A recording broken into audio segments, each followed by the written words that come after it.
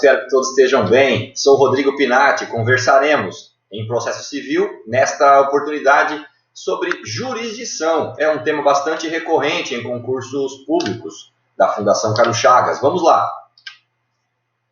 Noções introdutórias. Os institutos fundamentais do processo civil são jurisdição, ação, defesa e processo. Jurisdição será o objeto da nossa conversa de hoje. A ação é o poder de dar início e participar do processo. A defesa é o poder de contrapor-se a uma pretensão. O processo é um conjunto de atos destinados a obter um pronunciamento judicial a respeito de pedidos formulados. O conflito de interesses e lide. Diz o artigo 17. Para postular em juízo é necessário ter interesse e legitimidade. Professor Carnelucci sempre nos ensinou. Lide ou litígio é o conflito de interesses, qualificado por uma pretensão resistida. Diferença entre interesse e pretensão. Interesse é a posição favorável para a satisfação de uma necessidade, assumida por uma das partes.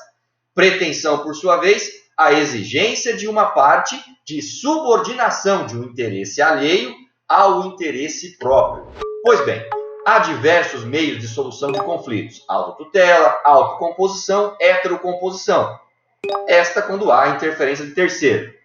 Há ainda os meios alternativos de solução de conflitos, como conciliação, mediação e arbitragem. A respeito da arbitragem, chamo a atenção para a leitura necessária da Lei 9.307 de 96. Vamos lá. Jurisdição. Jurisdição é o poder conferido ao Estado de aplicar a norma objetiva, material, ao caso concreto. É isso que é a atividade jurisdicional. Por seus juízes e tribunais. É quem pode aplicar a lei para a promoção da paz social. É essa a finalidade da jurisdição. É essa a função jurisdicional. Pois bem, a jurisdição trata-se de um meio de solução de conflitos por heterocomposição. Vejam o que diz o artigo 16 do Código de Processo Civil, claro. A jurisdição civil é exercida pelos juízes e pelos tribunais em todo o território nacional, conforme as disposições deste Código, do Código de Processo Civil. Vamos tratar agora das características da jurisdição. Pois bem, a jurisdição caracteriza-se pelo princípio do juiz natural, princípio segundo o qual ninguém será processado senão pela autoridade competente. Acerca disso, destaco, não viola o princípio do juiz natural a criação de varas especializadas, regras de competência determinada por prerrogativa de função, instituição de câmaras de recesso em tribunais. Importa observar que se a competência foi definida segundo regras gerais, abstratas e impessoais, não há a falar em violação do princípio do juiz natural.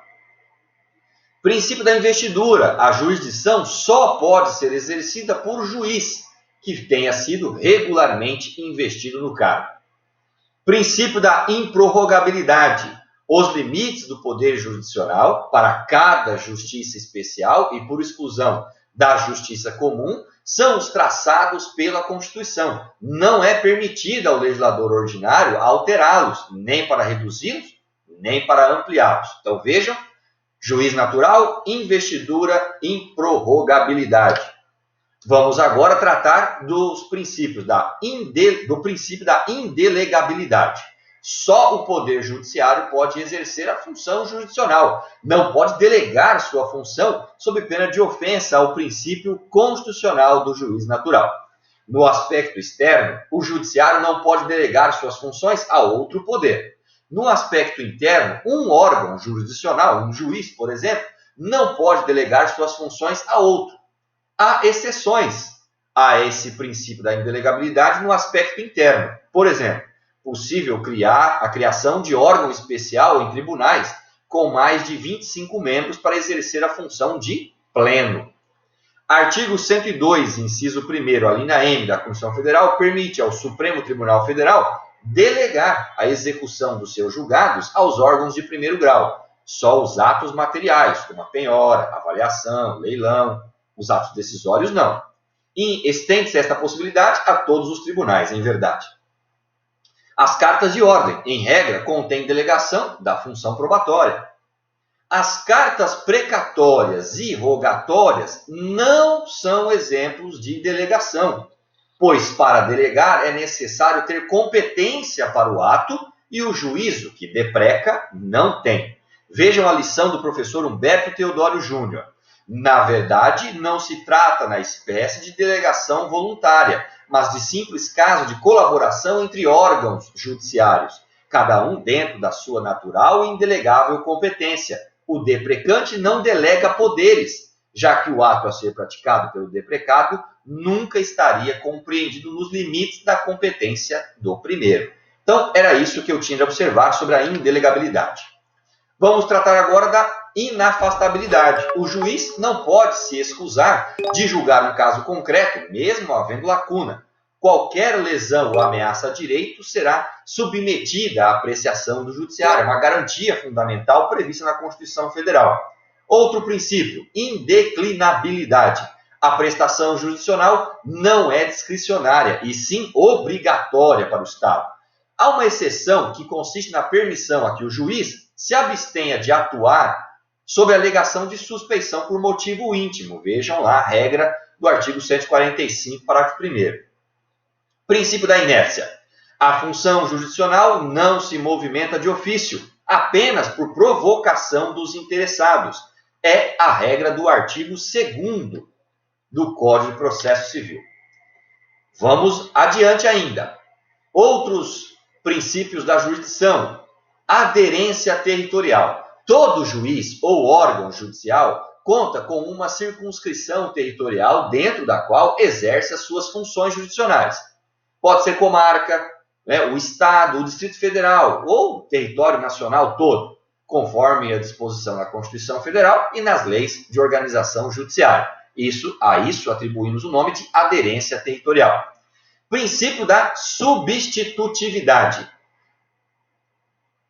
Informa este princípio que há uma substituição das partes pelo Estado juiz. Será o Estado juiz que oferecerá uma solução imparcial ao conflito de interesse em concreto, com o fim, assim, de atingir a paz social. Princípio da inevitabilidade. A jurisdição é atividade pública que cria um estado de sujeição obrigatória às partes do processo. A respeito do princípio da inevitabilidade, eu observo dois momentos. Em um primeiro momento, há uma vinculação obrigatória dos sujeitos ao processo judicial. Num segundo momento, esses sujeitos vinculados ao processo devem obrigatoriamente suportar os efeitos da decisão judicial. Então, são essas consequências que podem ser extraídas do princípio da inevitabilidade. Princípio da definitividade. As decisões judiciais adquirem caráter definitivo, não podendo ser modificadas após certo tempo. E, por fim, o princípio da imperatividade. As decisões judiciais têm força coativa, obrigando os litigantes a cumpri-las através de mecanismos eficientes e necessários para que sejam obedecidas. Substituição das... Perdão, pessoal, aqui a parte final constou. De fato, já abordamos esse tema, assim encerramos os princípios. Eu gostaria de aproveitar a oportunidade para destacar ainda sobre a jurisdição algumas características bastante interessantes, que são os elementos da jurisdição. A doutrina refere que a jurisdição é o elemento nócio, que é o poder de conhecer determinada questão, o elemento imperium, que é o poder de julgar do Estado, delegado ao Estado juiz, o elemento coercio, que é o poder de sujeitar o objeto do litígio e as partes às normas legais, e o dicium, que se dá com a formação da discussão e a decisão a respeito da causa, e a executio, que é o poder de executar ou fazer executar a decisão. Tá bom? Era o que eu gostaria de destacar para vocês nessa pílula sobre jurisdição. Até o próximo encontro.